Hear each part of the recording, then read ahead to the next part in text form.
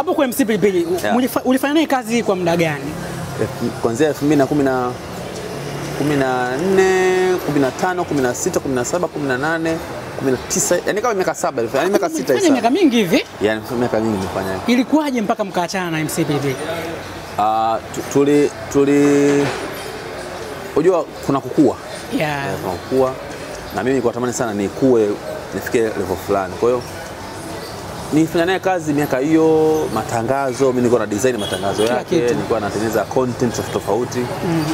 Na yeye alikuwa yuko sharp kwenye kupokea kitu, yani alikuwa ni mzuri, MC Pilipili ni mzuri sana kwenye kupokea kitu na kufanya kazi kwa hapo. Yeah. Na mimi nilikuwa napenda hivyo. Yeah. Maisha baada ya kuondoka kwa MC Pilipili yalikuwaje? Maisha yalikuwa ni magumu. Yani maisha baada ya kuachana na MC Pilipili yalikuwa ni magumu sana.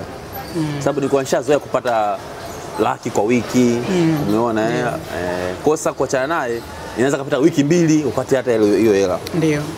Kwa sababu yako unafanya mambo ya magari yetu haya ya mtandaoni. Ndio. Ikawa nilikuwa natumia nguvu kubwa sana kutafuta hela ya bosi mwenye gari, nitafuta hela ya nyumbani kula. Mimi nilifikia time, my brother, nilikuwa niko Shakilango pale, niko na abiria. Ndio.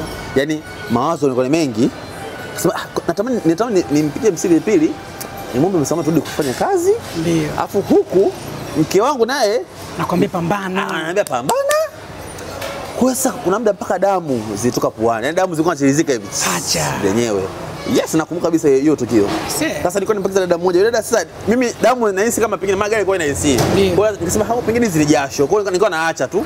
Kumbe damu zinatiririka puani. Nilikuwa sijui.